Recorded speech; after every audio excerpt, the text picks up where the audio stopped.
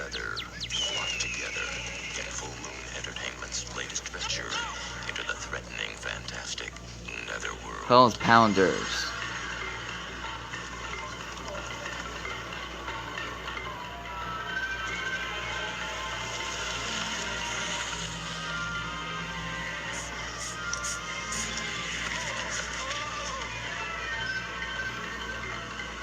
Shooting on location in steaming New Orleans, veteran director David Schmoller creates a unique mix of reality and voodoo myth with Netherworld.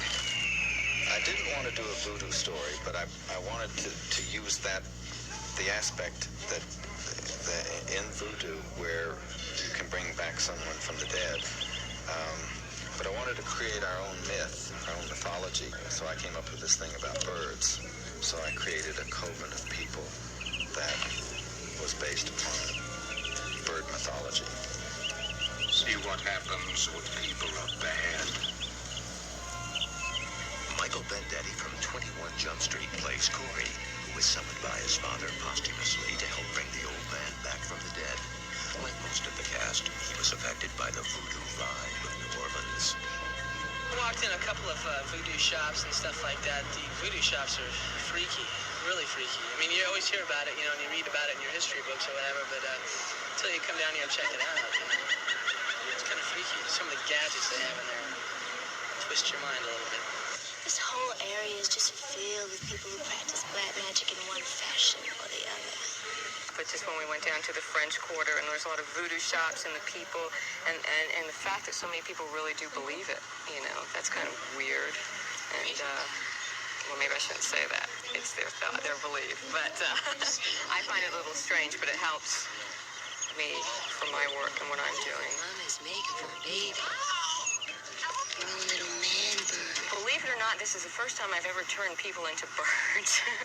The best thing that happened in this film was that we were not able to find or get red cardinals.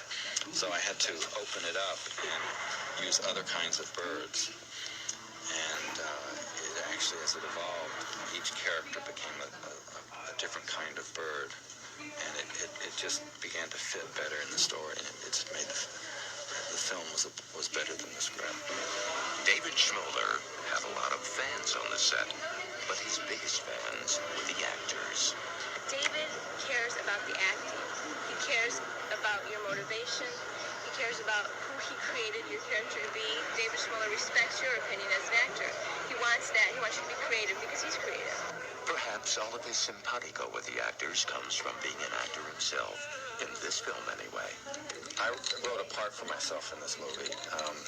I played Billy Chicago, and he's the bartender who spins the bottle on the tip of his finger like this. Here comes Rada. Can't tell you how I do it. A lot of practice. Schmoller's is not the only hand doing tricks in Netherworld.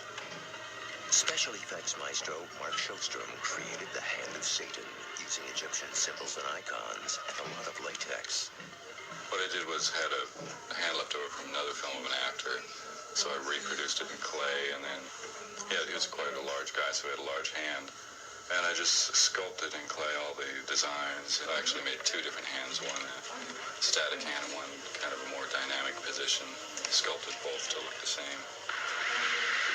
They're just latex tendrils that are put in position, and these are wrapped around the actor's head, and then I yank them through here, and they film it all in reverse, so you get the effect of these tentacles coming out, whipping around the person's face. This is a hand where fingernails, or actually bird nails, come out and claw into somebody's face. Just a basic push-pull cable.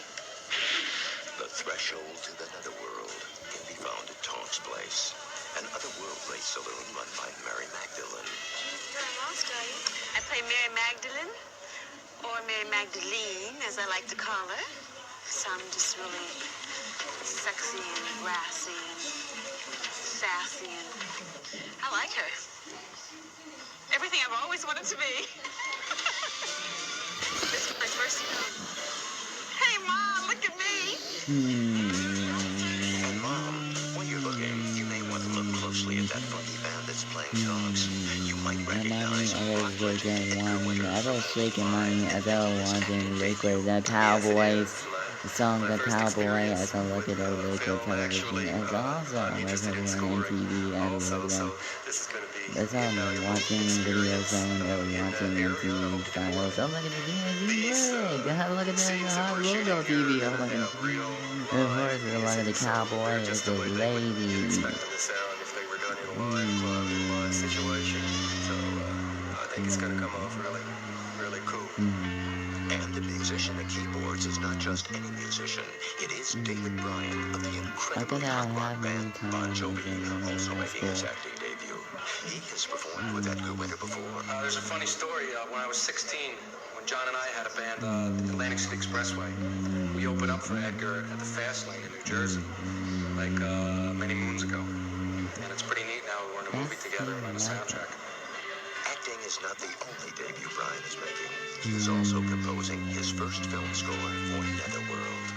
Scoring a film was always something in the back of my mind that I wanted to do because I'm a classically trained piano player, and I'm looking forward to some, knock on wood, good success. Knock on wood, there it is. Getting all of these musical talents together for a soundtrack album is Pat Siciliano, Vice President of Full Moon Entertainment's record arm, Moonstone Records. We're beginning a full-fledged record label called the Moonstone Records, and we're releasing soundtracks from each of the films that Full Moon does. I hope to develop a real nice rock and roll thing. We'll never abandon the traditional soundtrack and traditional scoring, which Charles Band demands to accompany this film. But I'd like to spice it up with a bit of interesting What did I clever do? feature music. What did I do? What did I do?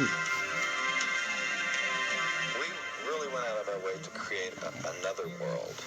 The netherworld itself was a real tricky thing because in all of the worlds that we create in the plantation, it's a real world, even though it may be cold and stiff and formal. The people are very real. Tonk's place, although it's a very bizarre place, it's very real, very believable. The netherworld is a state of mind, and the challenge as a filmmaker was how do you create that state of mind.